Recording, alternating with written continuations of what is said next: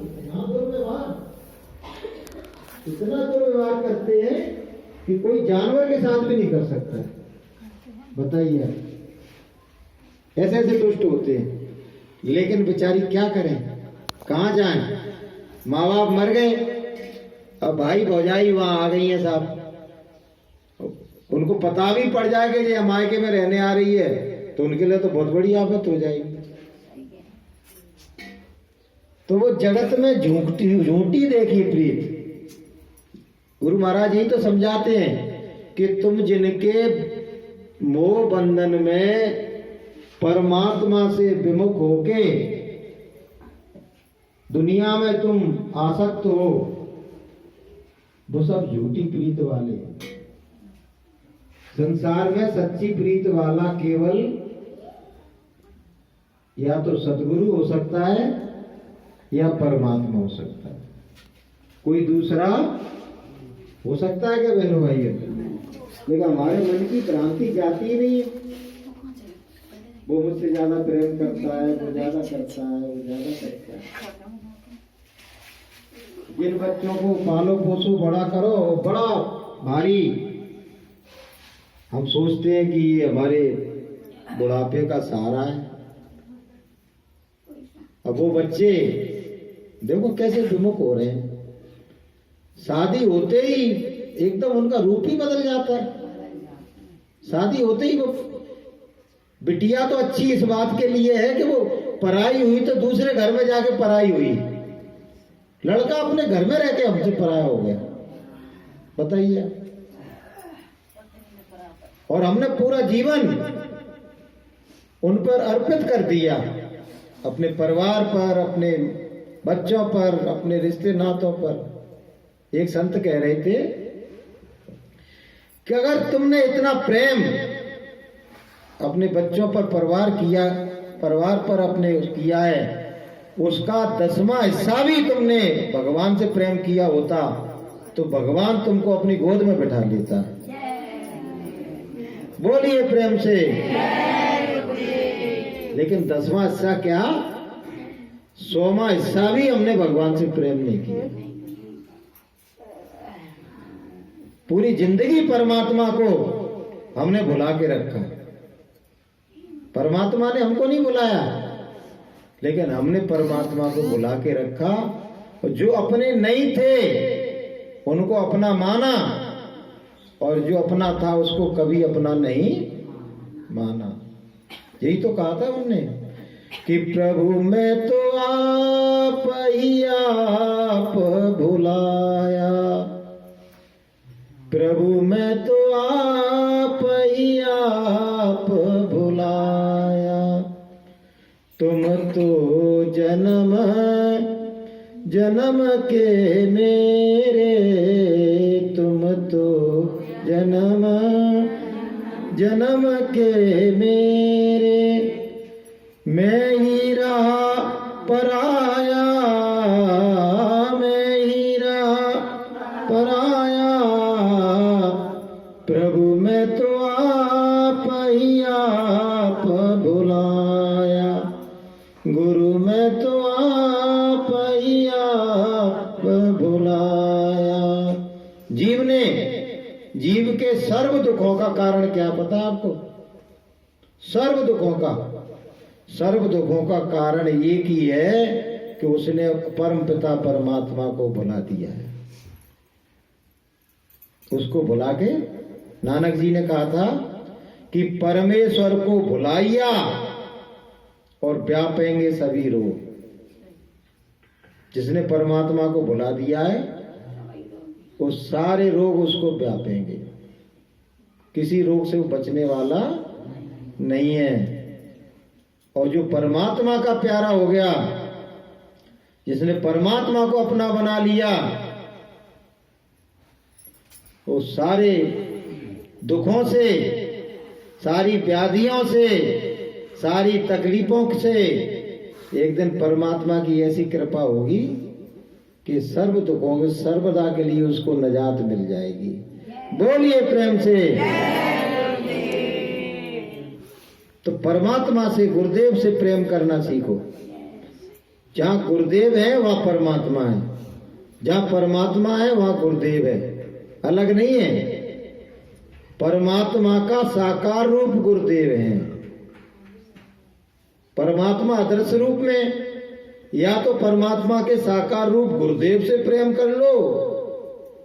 प्रेम करने के लिए साकार रूप की जरूरत पड़ती है, नहीं तो तुमको मंदिरों में जाके जो भगवान का साकार रूप बना दिया है मूर्ति के रूप में, उस मूर्ति से तुमको प्रेम करना पड़ेगा।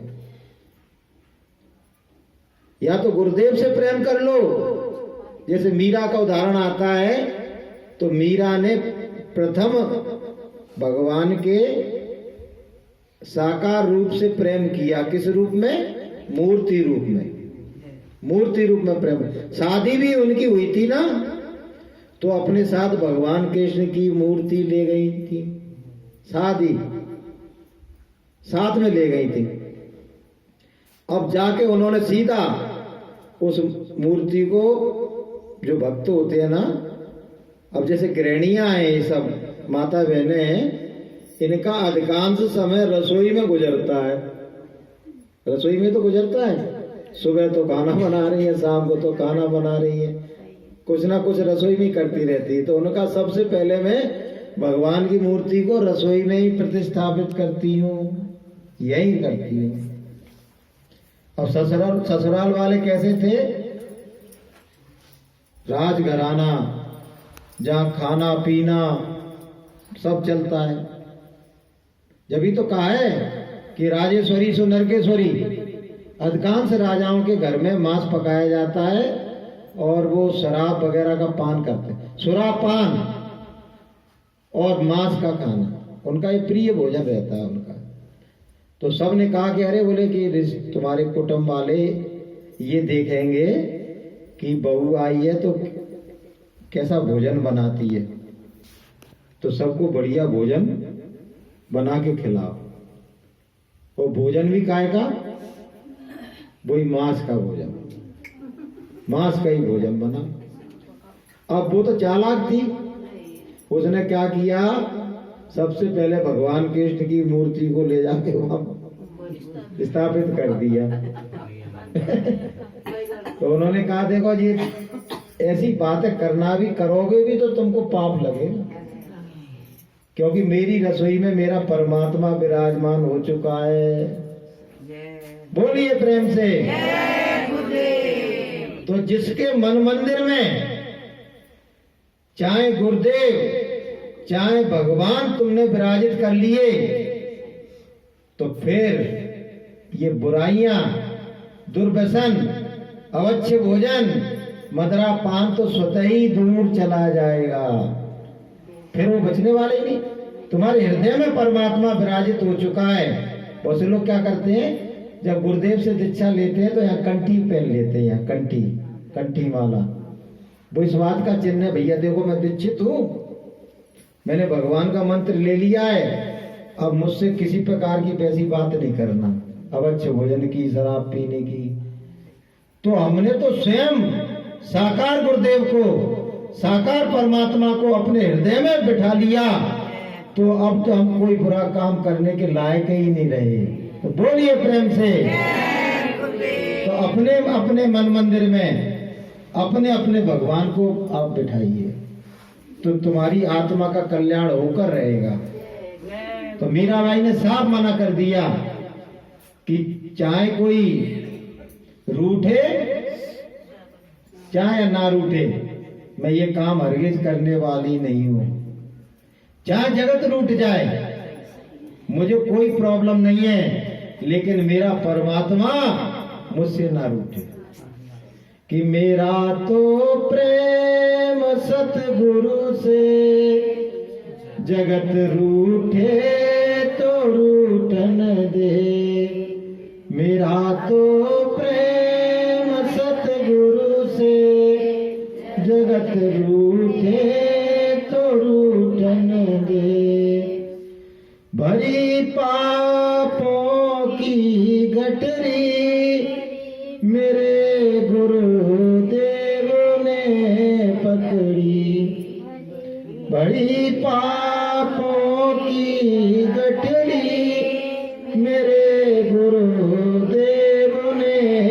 झटकी, जो ब्रह्मानंद ने झटकी, जो ब्रह्मानंद ने झटकी, तो फूटे तो फूटन दे, मेरा तो प्रेम गुरुवर से, जगत रूठे तो रूठन दे।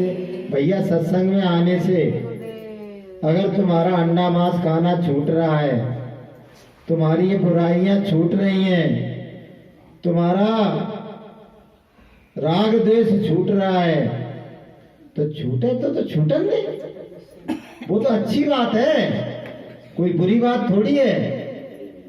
लेकिन हमने ये मान रखा है, बहुत से लोग कहते हैं अरे गुरुदेव, एक वो बाहर जय गुरुदेव लिखा है, तो एक दूध देने आया, वो गुरुदेव वाला नहीं था, वो गांव से आया दूध देने, मेरा परिचित था वो, मैं उधर पढ़ाने जाता हूँ। तो दूसरा दूधिया निकला तो क्या कह रहा, क्यों रे तू भी गुरुदेव का हो गया, तू भी गुरुदेव का हो गया। मतलब गुरुदेव का होना एक बहुत बुरी बात है, परमात्मा का होना संसारियों की दृष्टि में बहुत ही बुरा है। क्यों बुरा है? कि अंडा मांस शराब और व्यभिचार और पापाचार और अनाचार ये सब छूट जाएगा, जुआ खेलना छूट जाएगा, व्यसन छूट जाएंगे, और वो उनमें डूबे हुए, वो उनमें डूबे हुए। अगर वो सोचते अगर ये चला गया तो मेरा तो एक मेरा संग में संगी साथी मेरा जो मेरे साथ बुराई के रास्ते पे चल रहा है, वो खत्म हो जाएगा, वो दूर चला जाएगा। तो बहनों भाइयों, ऐसा संबंध यदि टूट रहा है तो टूट जाए, उसके टूटने में हित है, उसके छूटने में हित है तुम्हारा। कि जाके प्रिय न राम वैदेही, सो तजिए ताय कोट बैरी सम, जदपि परम सनी, तजो पिता प्रहलाद विभीषण बंधु, भरत महतारी और भय सब मंगलकारी। जो भगवान के द्रोहियों को त्याग देता है तो उसके जीवन से अमंगल दूर हो जाता है और जीवन में मंगल आना शुरू हो जाते हैं। बोलिए प्रेम से। तो बहनों भाइयों, सत्य की राह पर चलो, ईश्वर की राह पर चलो। जहां परमात्मा है वहां सत्य है, जहां गुरुदेव है वहां सत्य है। नानक जी से किसी ने पूछा भाई सत्य की परिभाषा क्या है, सत्य किसको कहते हैं? क्या आप सब लोग बैठे हो, क्या आप सत्य हो? नहीं।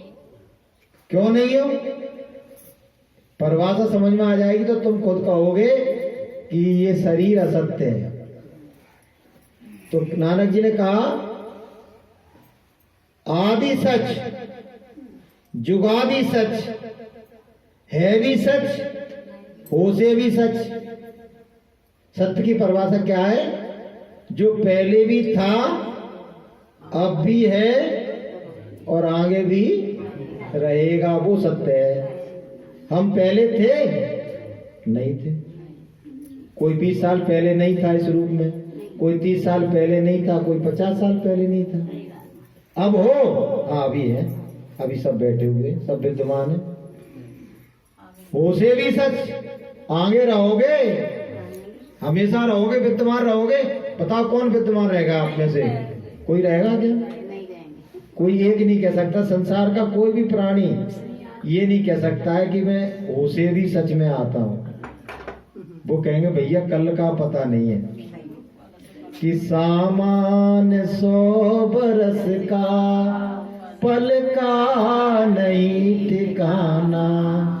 सामान 100 बरस का, पल का नहीं ठिकाना। मेला है 4 दिन का, एक रोज सबको जाना। सामान 100 बरस का, पल का नहीं ठिकाना।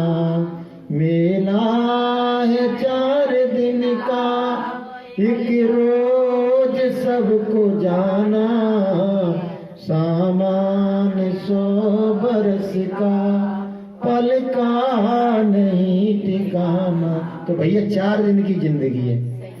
जो बच्चे हैं उनका पहला दिन चल रहा है, जो जवान हैं उनका दूसरा चल रहा है, जो अधेड़ हो गए हैं उनका तीसरा चल रहा है, और जो वृद्धावस्था आ गई उनका 4था दिन चल रहा है।